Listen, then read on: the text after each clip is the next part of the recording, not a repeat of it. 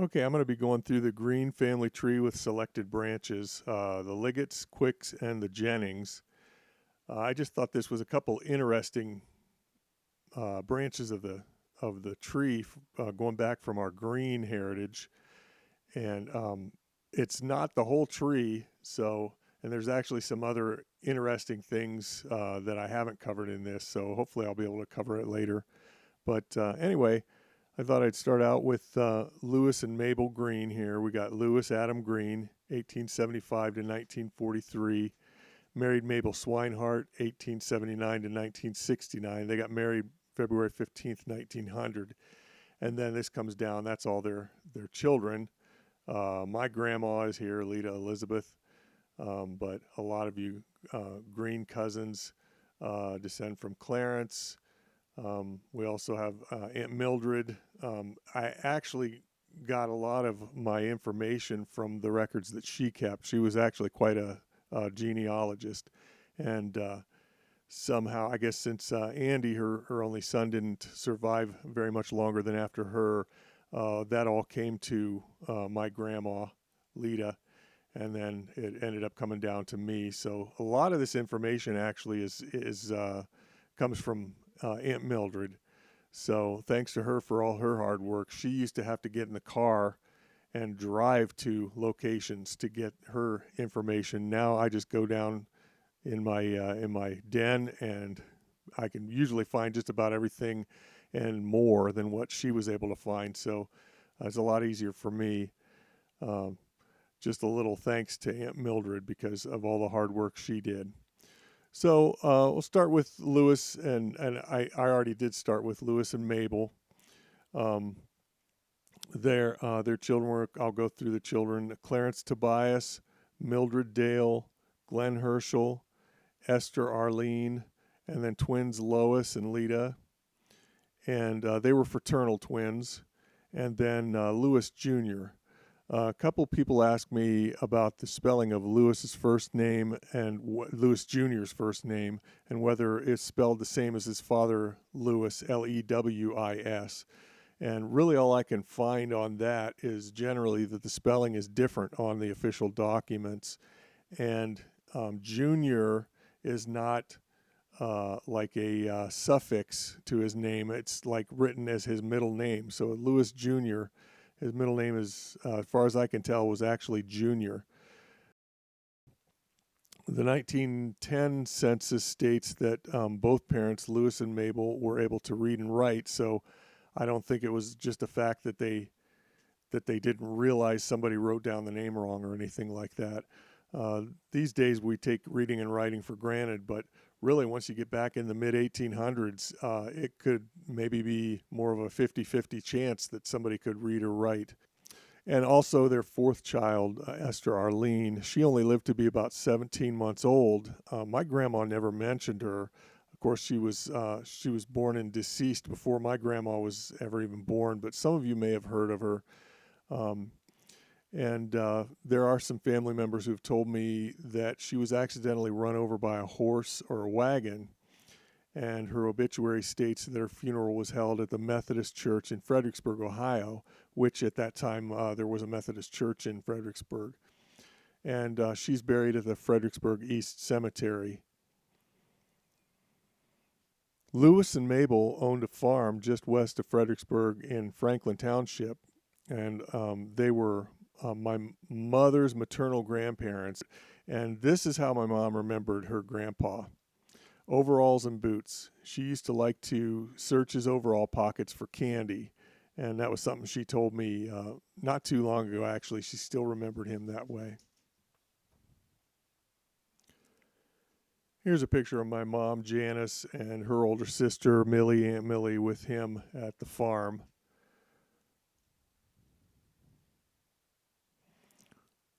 Lewis was born in Franklin Township, lived there for his entire life as far as records show. And Mabel was actually born in Pennsylvania, but by the time she was a year old in 1880, her family had moved to the Moreland area in Wayne County, Ohio. Mabel lived to be 90 years old. She survived Lewis Green, who died in 1943. And here you see her, she married her second husband, Austin, or his nickname was Ott, I guess. Austin Slutz in 1951 when she was 72. Many of my green cousins may remember our older generations referring to Grandma Mabel as Grandma Slutz. This always confused me since we weren't related to the Slutzes in the Fredericksburg area. So to me as a genealogist, she's my great-grandma Green, but my grandma Lita used to tell me that her full name was Mabel Ellen Alice Swinehart Green Slutz.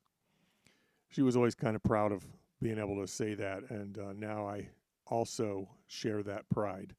So if you ever need to know what her full name was, I can tell you. Here we have a picture of Mabel holding me as an infant in 1968 with my brother Steve, and then that's Mabel Jones in the background. We called her Aunt Mabel, even though I think she was only related to us through marriage. She visited us nearly every Christmas and Easter. But interesting fact that my great-grandma here holding me, I actually have this rocking chair too that's in the picture. So those kind of things are always kind of neat to me. Maybe you don't care, but I just thought I'd share that. Anyway, back to the chart, we see that Mabel Swinehart's parents, I'm going to go over here, Tobias Swinehart and Susanna Homsher. Tobias was born in 1833 and Susanna was born in 1839. They married on September 23rd, 1858, and here we can see their marriage certificate. And actually, I have the original copy of this. It was left behind in a file box by Aunt Mildred Apperson. And so it's about as thin as tissue paper and very fragile, but I could just tell by looking at it, it was the original with the ink and everything. So I have it preserved in a frame with UV protective glass. And it reads, "Whom God hath joined together, let no man put asunder." Marriage certificate. I hereby certify that Mr. Tobias D. Swinehart and Miss Susanna Homsher were by me united in matrimony this 23rd day of September, 1858, according to the law and the custom of the church. Signed, J.V. Eckert, Minister of the Gospel, New Providence, Lancaster County, Pennsylvania. In the year this was signed, Abraham Lincoln gave his speech, "A house divided against itself cannot stand," while accepting the Republican nomination for the Senate. This was even before Lincoln grew his iconic beard.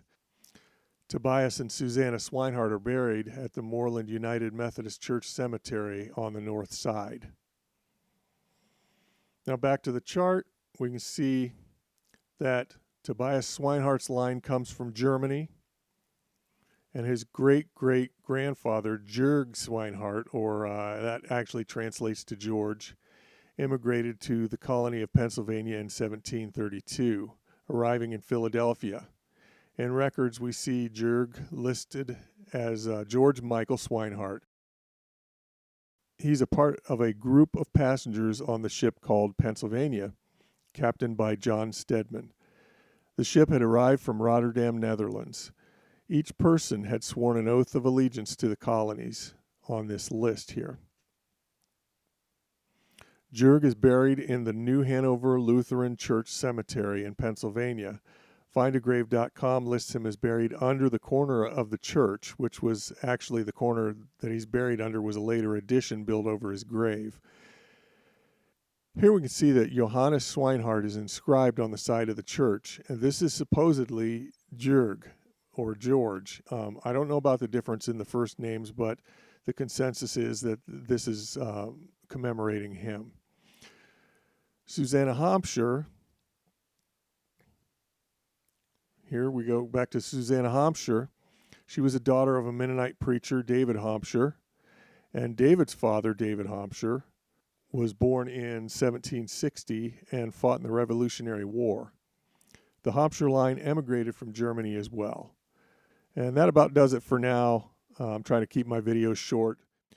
Thanks for watching. Thanks for remembering those who have gone before us. If you're interested in getting more information, including the chart or the pictures that are in this presentation, feel free to message me here on YouTube or email me at scaggins@protonmail.com. That's all in the description below. Thanks for watching.